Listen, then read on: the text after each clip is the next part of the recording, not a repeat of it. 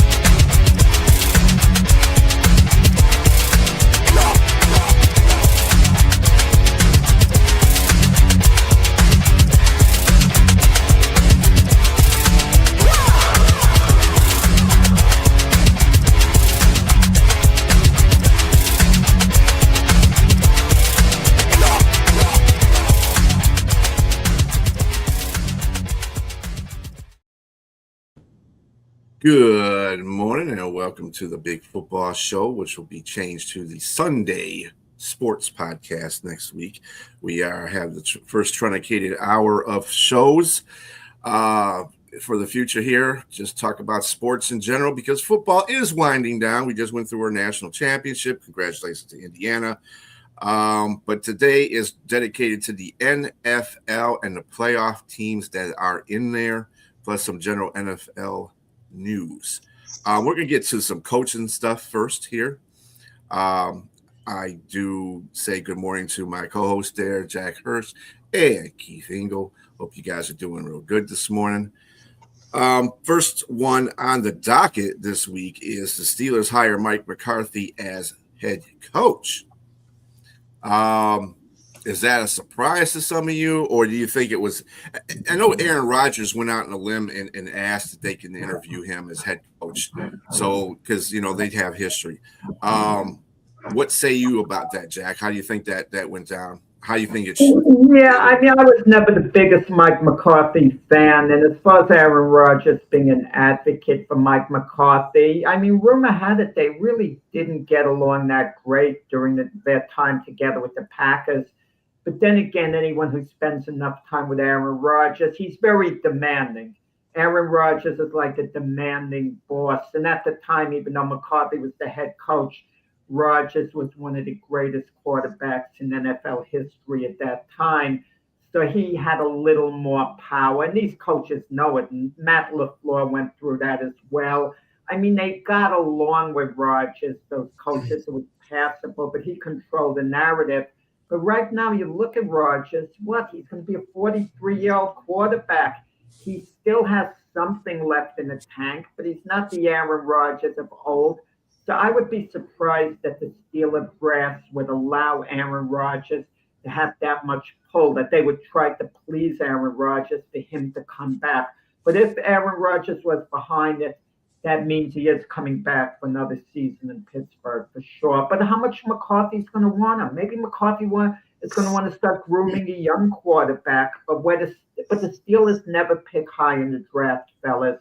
So they never have a chance to pick an elite college quarterback. So, but it's a good move all in all. McCarthy was 12-5 for 3 years in a row at Dallas. Proven coach. So it's certainly not a bad move. I agree mostly with what Jack said. I don't think it's a bad move. I think it's a very short-term move. I do think Aaron Rodgers will be back. I think this is not something where I got to coach for the next 5 or 7 years. Mm-hmm. I really think the Steelers have an eye on Marcus Freeman at Notre Dame, and they're waiting for that point in time where he's ready to move and they feel he's ready to move. This is a short-term situation. They have said over and over again they don't like the organization itself, doesn't like the word rebuilding.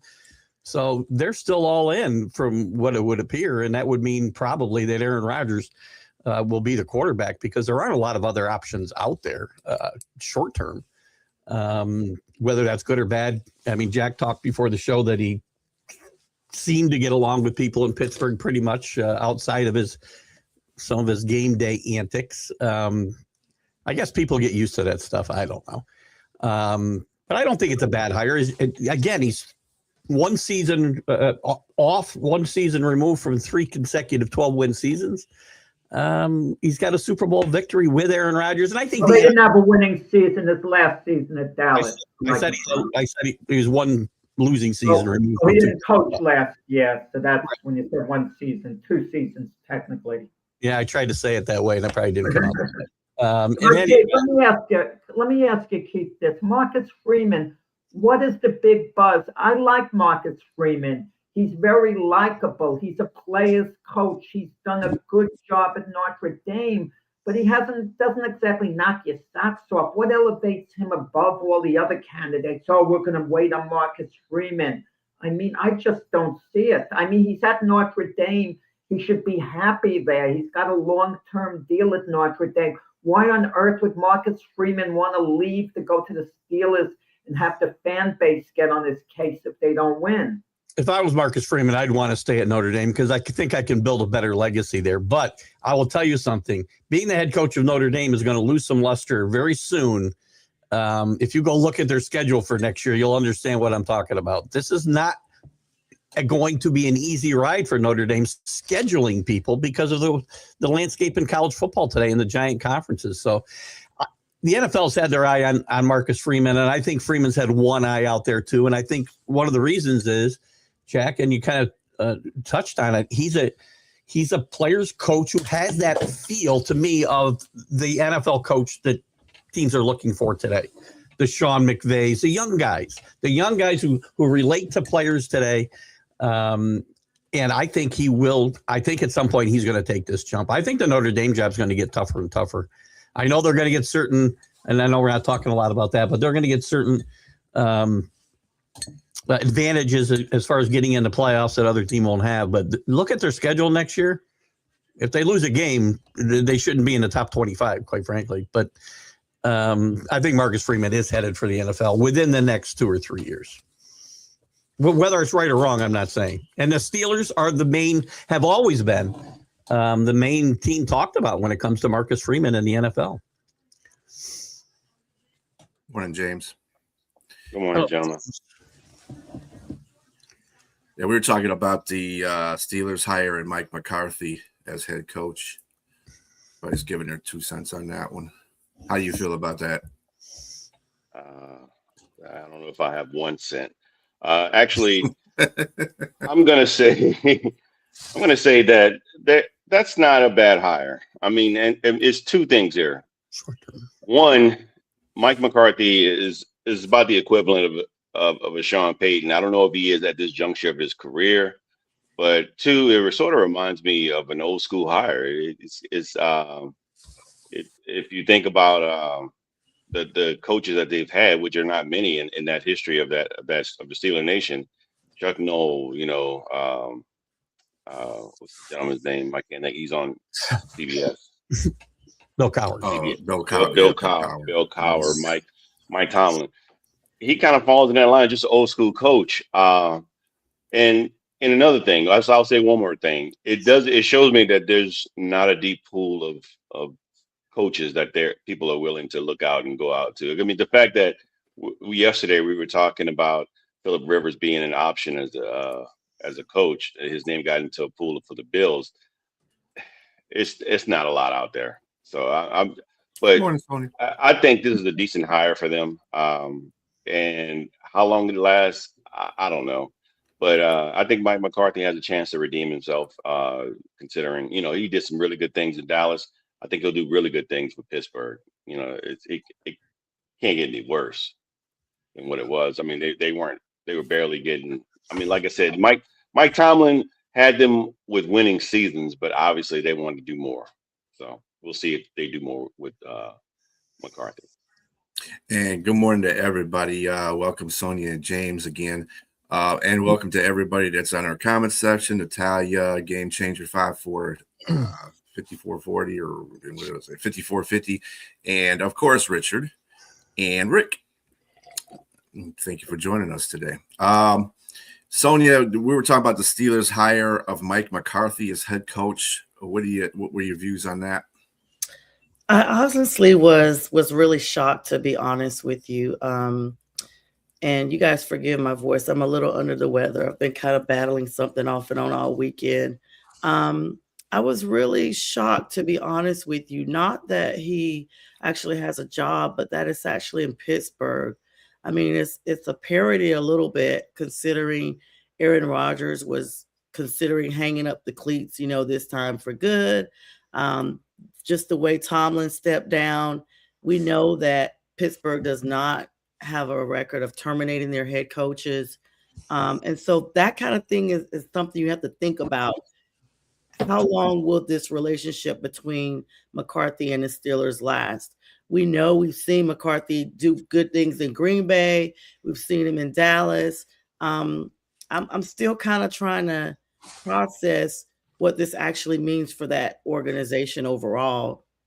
I know that, like James said, and I was kind of watching a little bit as I was trying to get logged on here. They have the potential to do great things. It's just going to depend on how they go forward with the quarterback position, how they go forward in the draft, even coming up, and just what they'll do overall to try to make that franchise better. I think that he definitely adds, some success bringing it to the door to them. And I don't know, it's going to be really odd, but he's familiar with a lot of players throughout the league. He's also familiar with how the Steelers run things overall. And I guess if you had to go from a scale to 1 to 10, possibly like a 7 as far as a fit right now.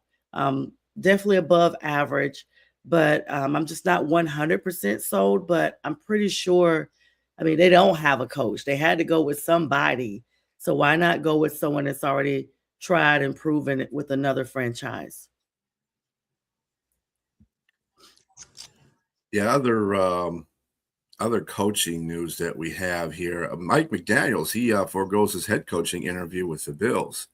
I don't know if the temperature had anything to do with it. I think that's what happened. He's like, nope, no -5 windshield here, buddy. Nope, I'm not going to that. I don't know what happened. Let me go back to Los Angeles here. I ain't dealing with this stuff. But so that was a surprise. I was surprised that he did that because it's a head coaching position. No matter what the weather is, still a head coaching position.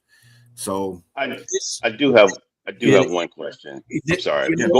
The organization is a mess in my mind, and I think that's why McDaniel might have pulled out. And some other coaches are not going to consider the Bills.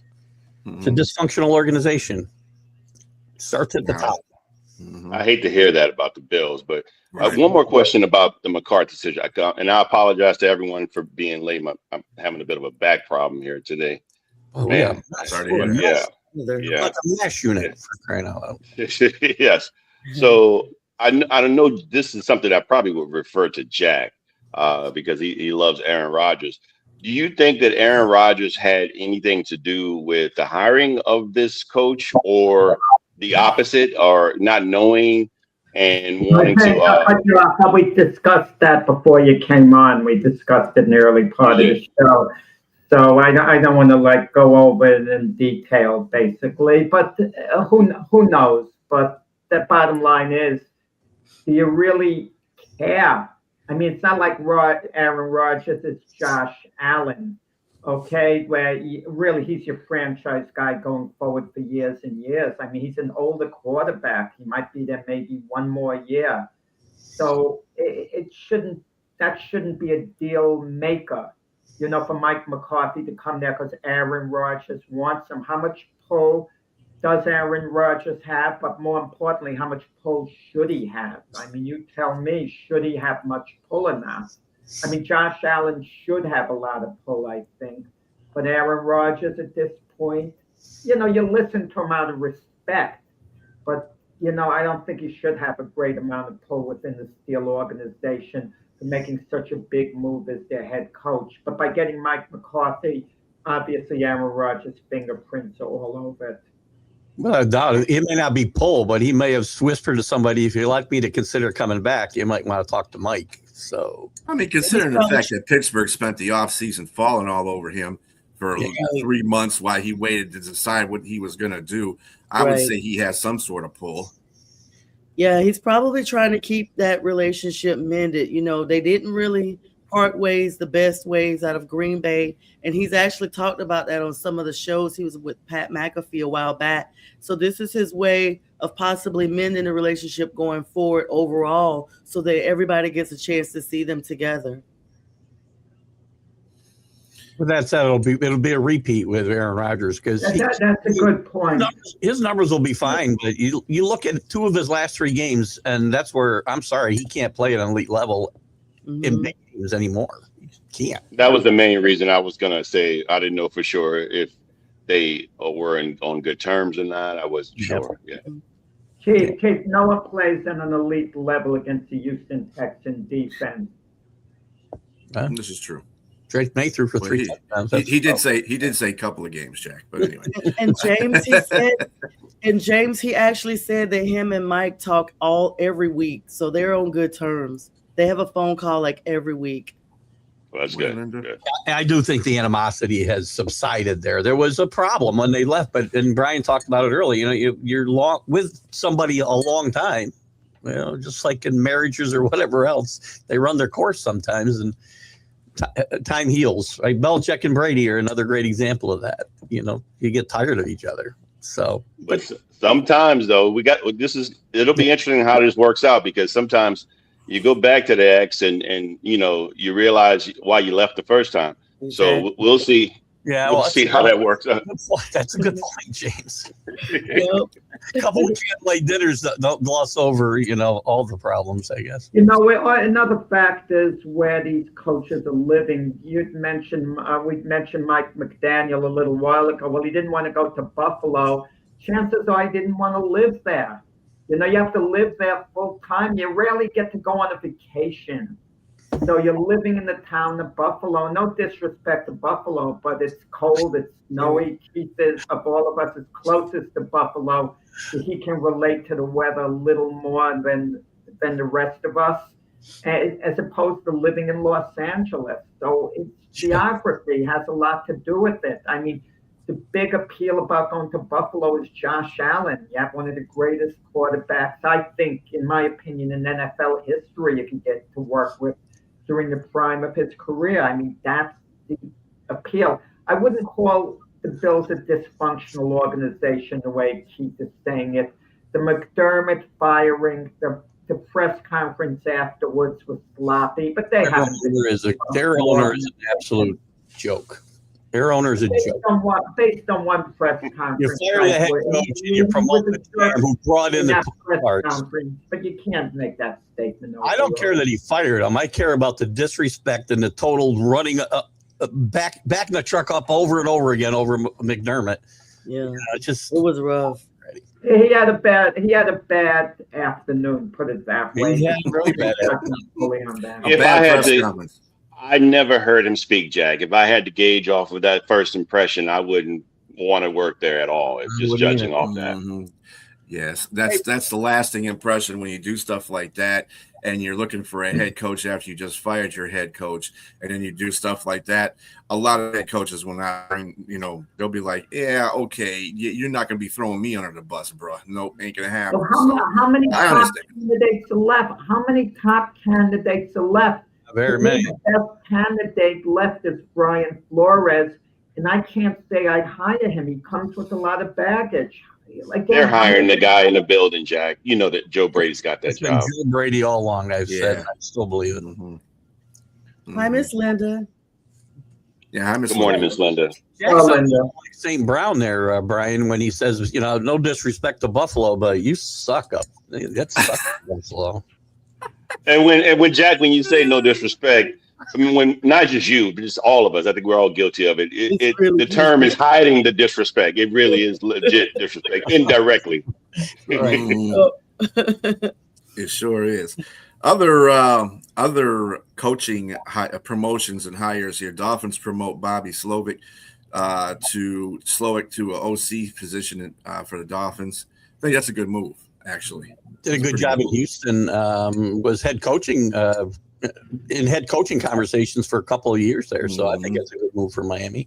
Well, you know, Miami has to still resolve this situation with a couple of players. Tyreek Hill coming off the injury.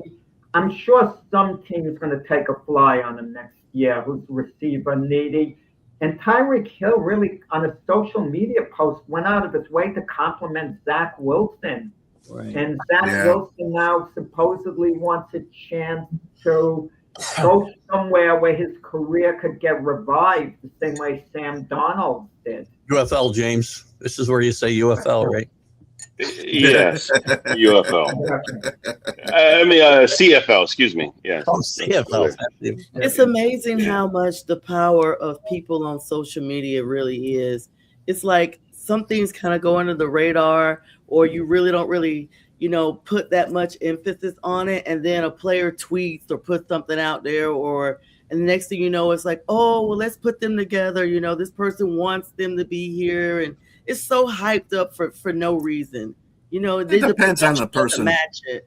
It depends It's on the person Tyreek on Hill. social media, right? It's Tyreek Hill. Clowns can always do social media. So I mean, you got AB out there doing all his crazy stuff, and then you got Tyreek Hill doing his crazy. I mean, it's who you respect the most out of those people that do this, the tweeting. Let's do a little recollecting here. Tyreek Hill said the same thing about Tua when he first left KC. Wow. He said the exact same thing.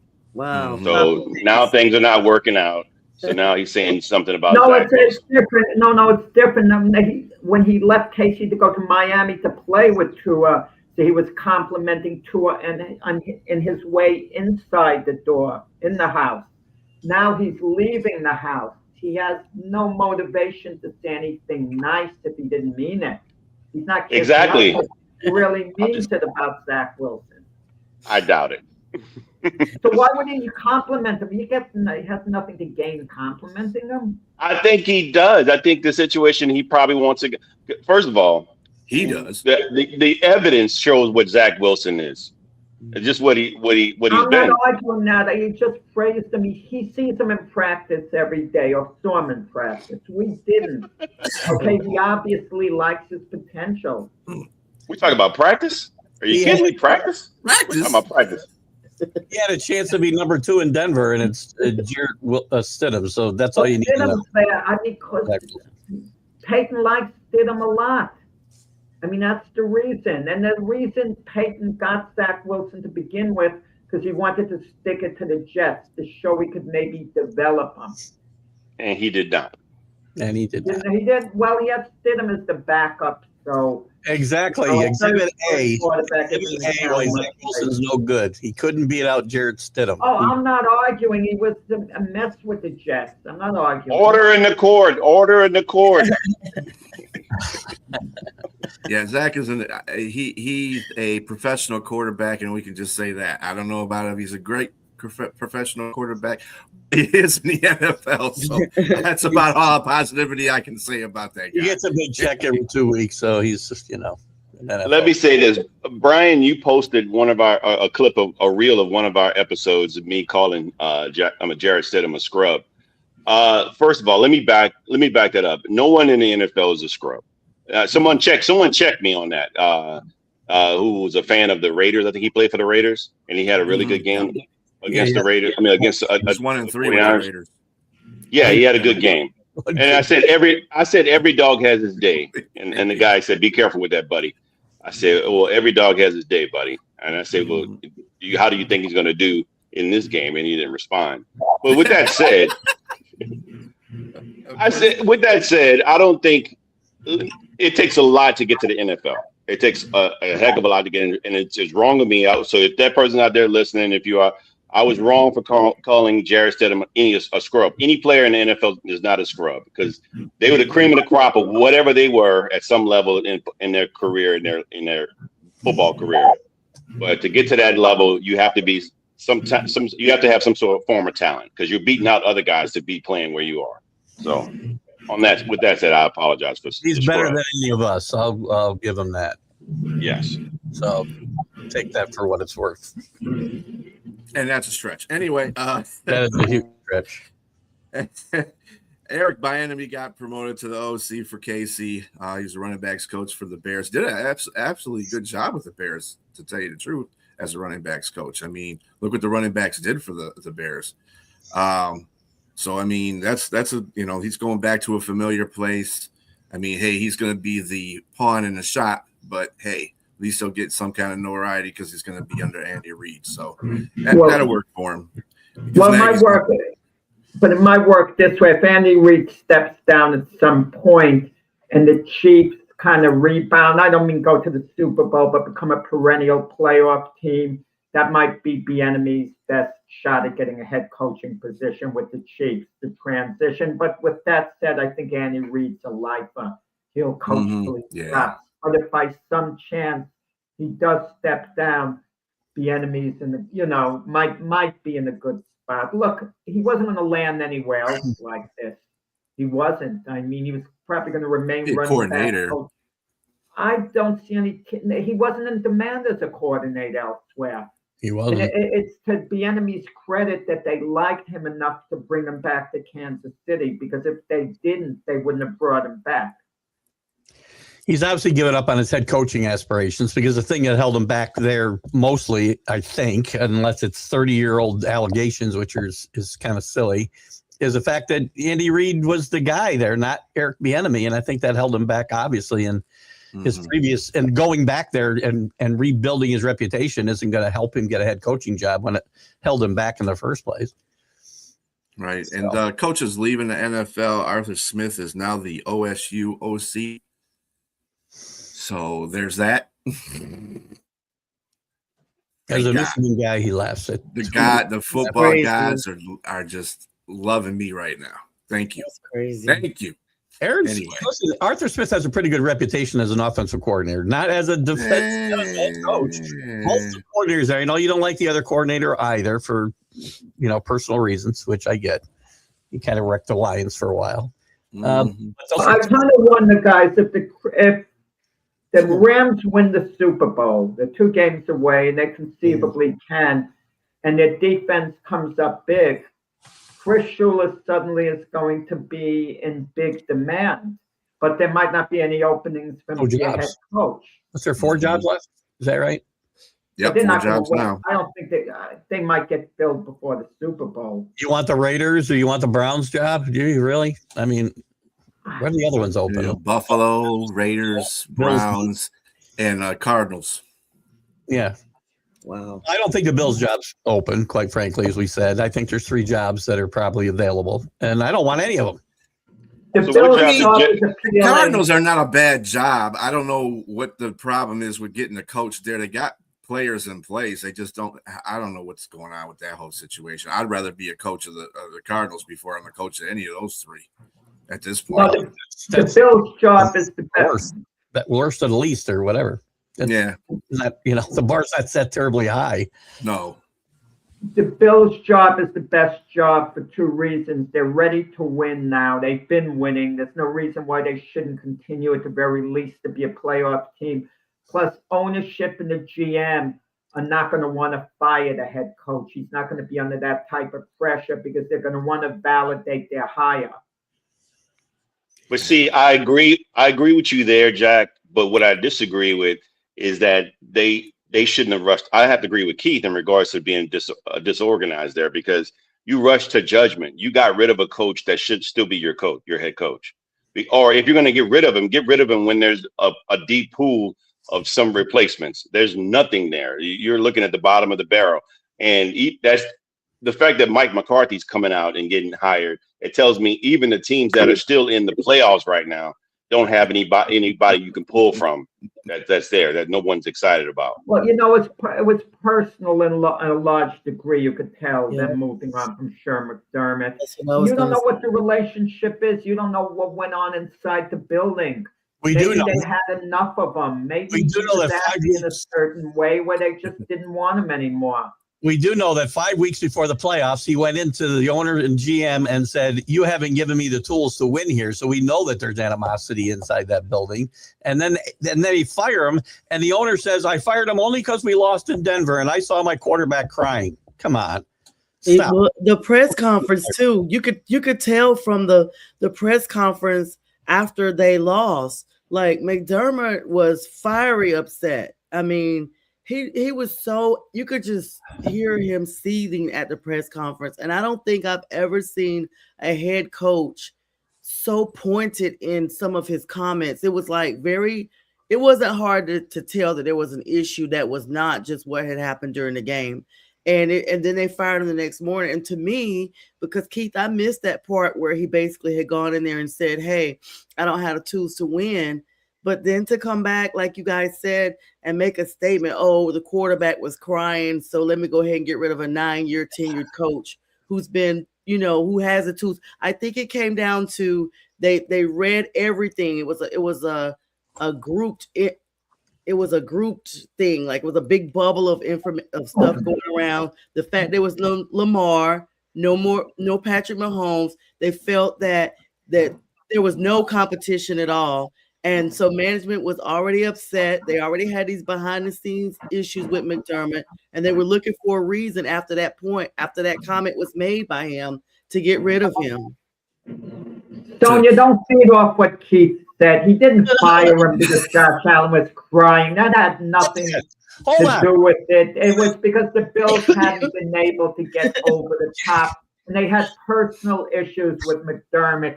It wasn't Josh Allen shedding tears. You could go into any locker room after an emotional loss and see players Jack crying. in his locker room stuff. Saying, oh, I'm firing the coach. My players are crying. I can't bear to see it. Hey, Jack, let me remind you about your locker room etiquette, man. You said this whole thing about the New England Patriots in their locker room, and somehow that didn't work. He just aims at everybody. What world He loves a locker room for some reason. What world are we living in? Because he said exactly what I just said in the press conference. He said, I fired him because I walked in the locker room and I saw my quarterback and other players crying. He said that. No, he fired him because the team wasn't able to get over the top year after year. That's not what the owner said. That's the point. He didn't say I fired him because the quarterback was crying. That's what the owner said. Oh, those words. Go back and watch the press conference. To the words, we're going to follow the Amon St. Brown words here. To the word Amon St. Brown, most of these owners don't know ball. That's what they don't know. So they just like owning a team just to be owning a team for the owner. He had a bad press conference, a terrible press conference. He came off bad. He should be condemned for that press conference. But let's be honest, the Buffalo fan base was getting a little restless with McDermott. I wouldn't have fired him based on performance. I wouldn't have.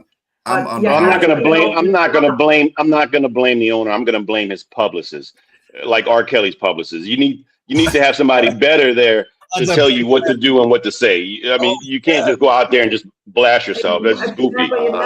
That's a comparison. He never has press conferences. He's not used to it. He went too far. He should have kept it short and sweet. He didn't do it. He handled it the wrong way. I mean, believe the guy alone. I don't give them any excuse. He's a multi-billionaire. I don't care. You have no excuse. He'd fire in the whim. He'll fire you in the whim and leave him alone. No, you got to hold everybody culpable. That was, like you said, Jack, that was a bad press conference. And it's on record now. Like he said, you can go back and reference it. That looks bad. And it's going to look bad for the rest until Kingdom Come. Horrible. That's why nobody doesn't want to work there. And he's got the right to fire the guy. I've said this a couple times. He can fire him if he wants to. I know you're going to throw Aaron Boone in my face one day on a show when I talk about this, Jack, but it's not the same circumstance. Mike McDermott got there, and they hadn't been in the playoffs in about 18 years, by the way. So let's remember that he brought a certain... Okay, but there are 4 head coach openings. What happens if McDermott doesn't get one? What does that mean? Does that mean Pegula, the owner, call the other owners and said, don't hire this guy? What does that mean? If he's that good of a coach, he should get one of these 4 other jobs. Jim Harbaugh was gobbled up at the snap of a finger. Kevin Stefanski got a job very quickly. Those are the best hires. They got all the good jobs, Jack. And then Buffalo, he didn't get fired until after all that happened. So. Really? And it's telling if McDaniel turns it down. We're talking about McDaniel here. He turns it down. McDaniel's a wacky guy. Let's be honest. Yeah, but he's not that wacky. Apparently, he has some common sense to say something's wrong. Let me ask you this. Correct me if I'm wrong on the timeline. Didn't Tom Brady, when he quarterbacked the Patriots, play against Sean McDermott's teams with the Bills? Yes. Yeah. Yes. So Brady has a tremendous pull with the Raiders. Wouldn't he recommend McDermott? He went against his defenses.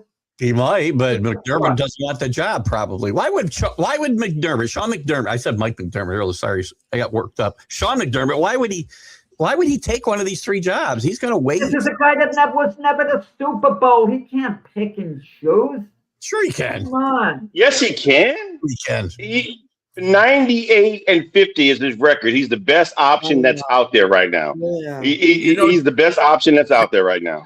Jack may have a point about the owners talking amongst themselves about coaches. He may have a point about Well, that. I'm not because they're devious like that. Owners are devious like that. They'll do stupid stuff like that. I'm not Now, saying I don't agree that I agree that Sean McDermott should have been fired, but this was not the time to fire him because there was nobody better than him to replace him. Right. To get him over that hump. I keep referring him to the Rick Carlisle Pistons when Rick Carlisle kept getting to the Eastern Conference Finals and couldn't get there. And then they fired him and got Larry Brown because Larry Brown was available and he was a better coach. And guess what happened? So pretty sure Rick Carlisle went on and won that championship later on. Yeah, he did later on. Yes, he did. Right. But at the time, he wasn't getting it done. So that's what they did. But it's the same thing with the Bills. The Bills didn't have anybody out. They shouldn't have never fired him if they didn't have anybody better to replace him. Have a plan. I don't think he's that bad of a coach either. I think they do have a plan. I think they were worried about Joe Brady going somewhere else, and they don't have a plan. It was time for Sean McDermott to go. They don't. Fair enough. Joe Brady is just another guy. I mean, I know he's with the Bills offensive coordinator. That's familiarity with him. And you hear stuff like Brian Daboll is an option. Like he's a. I was just thinking about Brian Daboll. I mean, he wasn't good with the Giants. The Giants got off to a 6-1 start one season. Then they went 3-6-1 the rest of the way. And he was coach of the year based on the start they got off, which included the Tennessee Titans missing a field goal on the final play of the game, etc. And all of a sudden, he's this hot coaching candidate because he was with Josh Allen for a while at Buffalo. Josh Allen thrived without him. He was responsible for a lot of the development there, but that's about as far as it goes. By the way, I read an article yesterday, Jack, that didn't say he was an option, that he said he was the best and only option for the Buffalo Bills. That's pretty sad, by the way. That's no a good analogy, Danny. Yeah, no plan. That's going to come back to bite them, and I hate that because whoever they get at this point, they're not going to be in the playoffs next season. Watch. They're going to hire Phillip Rivers as the head coach. He's trying his hand at everything. Sonia Keith, I enjoyed the debate show I did yesterday with Brian and James because James really put me down and had Brian's backing putting me down 100%.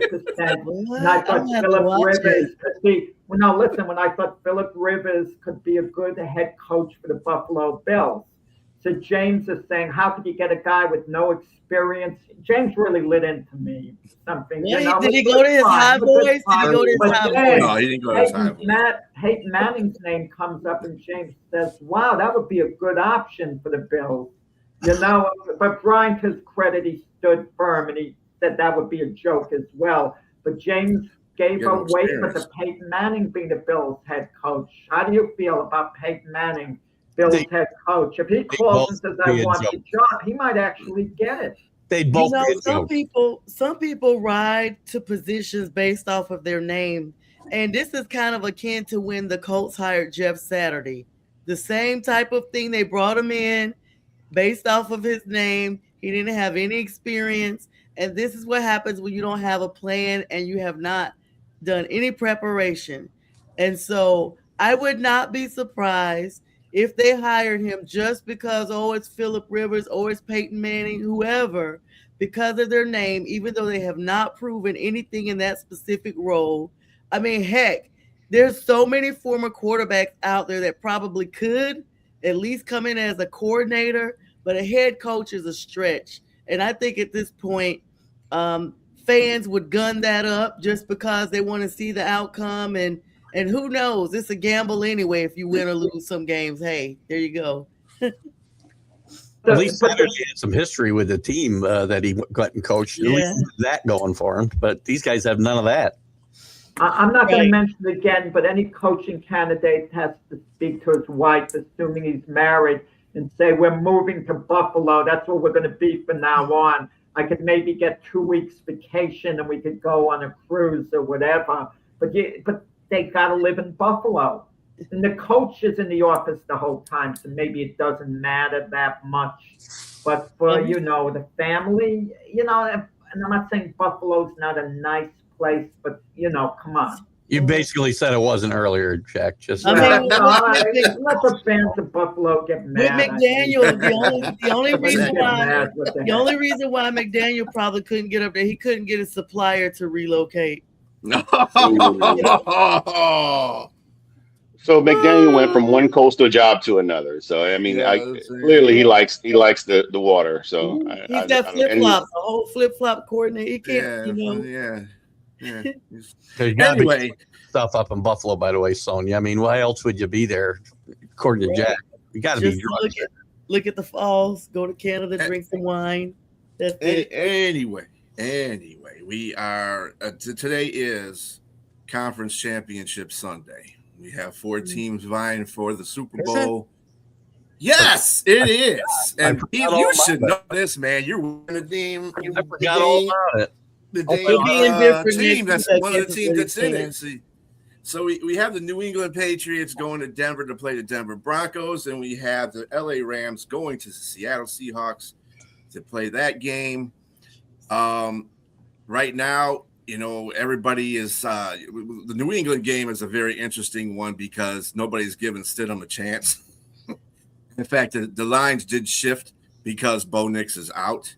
I think that Sonia had talked about this earlier with her guest yesterday at 4:30 about the line shifting from 1.5 to 4 for New England. 4.5, I think it is right now. It's 3.5. So. Now. It's 3.5. Wow, right it's going down. It was started off at 5. Been going down all week. So, how are we feeling about this game? And I'm going to start with you, Keith, because this is your team, your fan favorite team. I'm very confident, but I have to qualify it with the fact that we've had very little success over the years in Denver, especially in the playoffs. 0-4 in the playoffs, and some other horror shows during the regular season have happened up there. Some to backup quarterbacks, quite frankly. If there's a coach that can, and again, not a lot of tape. They had him here in New England for 2 years, obviously, and at the beginning of his career, but that's almost 5 years removed. Not a lot of tape on the guy, so Sean Payton might be able to coach him up to not beat him and beat themselves in this game. The Patriots defense is playing very well since Williams came back on that defensive line. They're a whole different animal. They stopped the run, and if they can't run the ball today, they're not going to be able to have a chance against New England. New England gets Hollins back in the wide receiver core, which it may not sound like a lot, but he's made a lot of big catches. You go look at his numbers; they're not huge, but every catch he makes seems to be a really big catch, and I think that's huge lift for this team as well.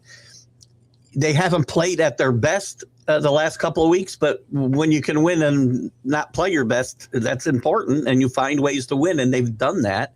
The defense has really set them up well. The offense has got to make fewer mistakes because this Denver defense is still one of the better ones. And by the way, the Patriots go on, and it's a stretch yet. We still got to win 2 more games. They go on and win the Super Bowl. I want to hear any more about their record, because to have won the Super Bowl, they would have had to be 4 of the best 5 defenses in football. So please just shut up about that. I think they're going to go into Denver. I don't think it's going to be an easy game. Again, I would expect another ugly game like I've seen the last 2 weeks. 23-16 Patriots. James, who you got? So going into Denver, you're playing against not only Denver, but you're playing against the altitude as well, and a record of 0-4, like you said, Keith. But look, Jarrett Stidham. That's the only name I got to mention here. That's Jarrett Stidham. Like you said, he's an unknown, but he's not an unknown. I mean, he had one good game against the 49ers. Okay. So, like I said, every dog has his day. I'm not sold on him. And Jack, you mentioned you in our debate yesterday, you think most of the pressure's on him. It might be. It may be a lot of pressure on him. I'm going to look in the face of the head coach, Mike Vrabel, and that defense. If you let this guy beat you in this game, everybody needs to go home and reevaluate what they need to be doing for their career. Because there's no way Jarrett Stidham should be beating New England's defense. It's just not. If it was Bo Nix, then we might have a different story. Because I think Denver's defense, like you said, Keith, they're good enough. They're going to keep this team in that game. And, I mean, look what they did to Josh Allen just last week. And, I mean, he played a bad game, but you got to give credit to that defense, too, as well. So it's going to be a really tight game. But I like Drake May, and I like the weapons better on the offense of New England than I do with Buffalo. And so I think they're going to have a much better outing. And I think it might be 27-20. And I'm picking New England. One quick thing, James, before you move on, Brian, about the altitude, and I should have mentioned, and Jack and I talked about this. I'm a little disappointed in the team that they waited till yesterday to travel to Denver.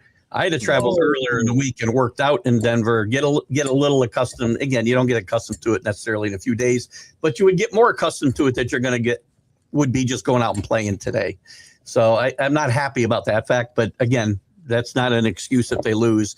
As James said, they should not lose to this football team. And if they do, figure it out. There's something wrong. What you got, Jack? By the way, I saw a little of Sonia's show, maybe half of it. We did your Dan Patrick guy yesterday. And Sonia, you're going to have to explain to Keith, why, he has all this Denver Broncos stuff on, why you were basically saying to him, you hope the Broncos win. I'm paraphrasing. I can't say you said that directly. I told him good luck to his team. You had his back, basically, as far as the Oh my gosh, Jack. That's something you're going to have to take up with Keith, I have that show queued up to watch after I'm done today. So we'll check it out. The show is only like 40 minutes, 30 to 40 minutes, because he had some technical difficulties get him. Jack was I watched like the first 20 minutes or so. You need to watch it longer. Perched to attack him. But Miss Game, you know what we've never done, all of us, and you never even hear analysts do this. Okay. We should sit down and compile a list from all the teams, the best backup quarterbacks in the NFL, who'd be number 1, 2, 3, 4. And I venture to guess off the top of my head that Stidham might be a top 5 backup. Just off the top of my head, Mac Jones comes to mind. No, top 5 amongst the backups. Bottom 5, more likely. Bottom 5. If I had a remote control, I'd cut that top right monitor off. I put him ahead of some of the old war horses, like no offense, like Andy Dalton, who've been around. Oh, come on, man. That's insulting. That's insulting to Andy Dalton. He was actually a great starter in this league. Listen, Sean Payton kept this guy around for a reason. If you have faith in Sean Payton, believe in this guy, Stidham. I know he had a shot to be a starter with the Raiders. It didn't work out. But just the idea he was on the cusp of being a starter. New England was considering him post-Brady being their starter. The Raiders considered it, but just the idea he has a certain potential. But I'll tell you what Denver can't do. They can't play too conservatively with Stidham. They've got to take chances with him. I don't mean you're telling him to go out and win the game, but you can't put him in the mindset, just don't lose us this game and our defense is going to rise to the occasion. But as Keith pointed out on the other side, the Patriot defense is on an upswing. They're getting better as the years went along, especially the second half of the season to now. And it's conceivable that the Patriot defense now has overtaken Denver's defense as a better defense. Denver was great early in the year with all their sacks and what they were doing. And they're still, a very good defense. But I just kind of wonder, are they better than the Patriots? but when push comes to shove, you got to believe Drake May and his weapons eventually overtake Denver. You know, I like the Patriots to pull away at the end, win something like 26-16. You know, Jack, I should have cut you off after you made that Stidham comment. That's what I should have done. Just went right to Sonya. Anyway. Well, you got to give me other names that are that much who is better. I mean, come on. Jones, Just because he's in a conference championship game doesn't mean he's a better backup. Come on, man. Dude's played 6 years and played 4 games and won one of them. Come on. He's better than most. He's better than. I mean, you're going to say a guy like Russell Wilson, who's lost the truth, is better.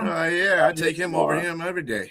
Better. Okay, I mean, difference of opinion. You guys like the, you know, the used up versions of quarterback. That's kind of like what we deal with as facts. So that's Trubisky better. Let me keep going. Am I done? Can I finish? Sonya, go ahead there. Thank you. Give your. So first of all, let me go ahead and rebut Jack saying that I was pumping up the Broncos. Are you kidding me? I was interviewing a guest and I was remaining neutral to the best of my ability because the first thing I said to him, if you watch the first minutes, when he started talking about revisionist history and the last time they went to the Super Bowl, I was like, come on, Fritzy, you're already pulling at me here. I don't want to talk about the Super Bowl the last time y'all were there. But I will say, even though I feel like this game, I'm kind of trying to not be on the bandwagon of the hype around the fact that Bo Nix went down and this is a less competitive game than what we were originally looking at. 10 versus 10, May and Nix, you know, the two-year quarterbacks coming in, the youth of the league battling it out. It's a new day to see these young quarterbacks go at it. You cannot forget, even though, you know, yesterday is yesterday, like the guest brought up with the record that the Patriots have. Keith, I cannot believe they waited till yesterday to travel. That's insane. Bi-coastal is one thing, but the elements there in Denver is another with that altitude. But they've been there at least one other time during the regular season, so go figure. But this is the big dance for them. You know, the music could stop suddenly, and then the dance is over. However, I think that this game will not – I'm not confident in Stidham. He hasn't thrown in over 700 days. No throws. This game is not going to be an offensive game. This is going to depend on Denver being the defensive team that we've seen over the years, that they have this orange crush stuff that they talk about. That's what it's going to come down to. It's going to come down to the defense. It's not going to come down to an offensive play. I feel like this game may be won by a field goal at the very end if it is close.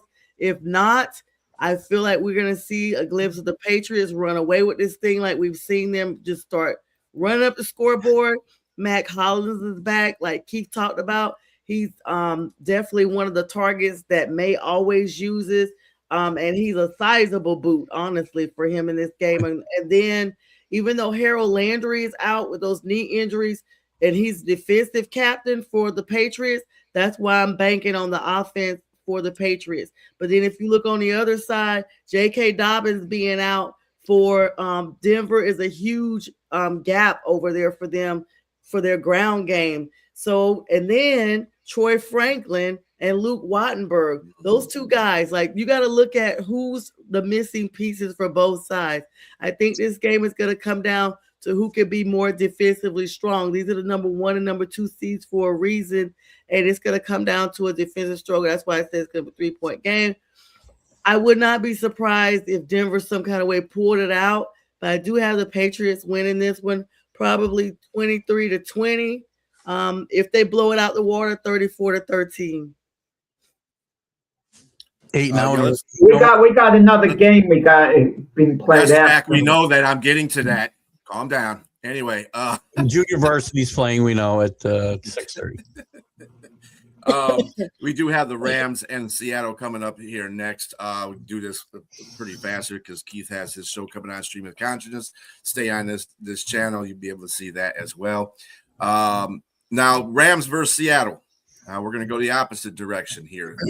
Sonia, give us your take on the Seattle versus the Rams. Really briefly, I think that the Seahawks get this one. We've seen the Rams struggle throughout this entire season.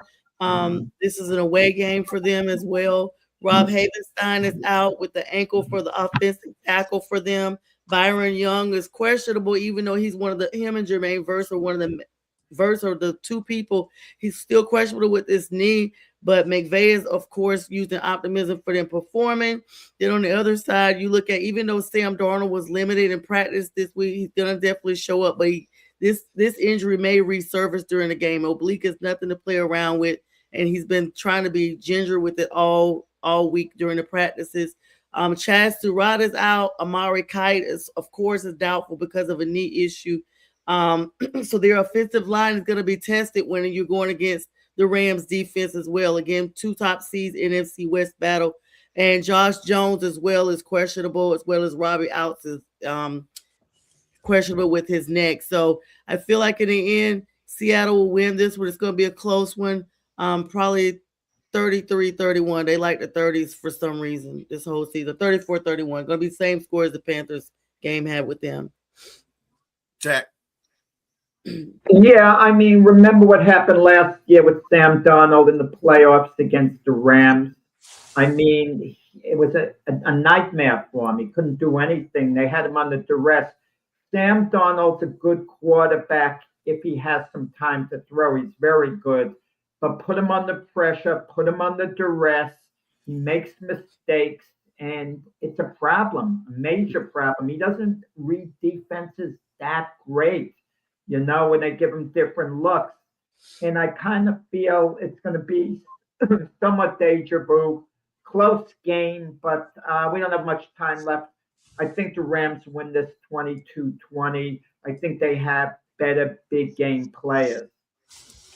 Between Nakua, Jamal Adams, Matthew Stafford, Jared Verse, I just feel they have the better big time players, and they win it. Very tight game. There's not really very little to choose between these two teams. And I think this is now the best. This, after today, we're going to all acknowledge that this is probably the best rivalry in the NFL going forward, the Rams and the Seahawks. James, who you got? So I thought Seattle was known for their fish market, not chopped liver, because that's what you're calling them, Jack.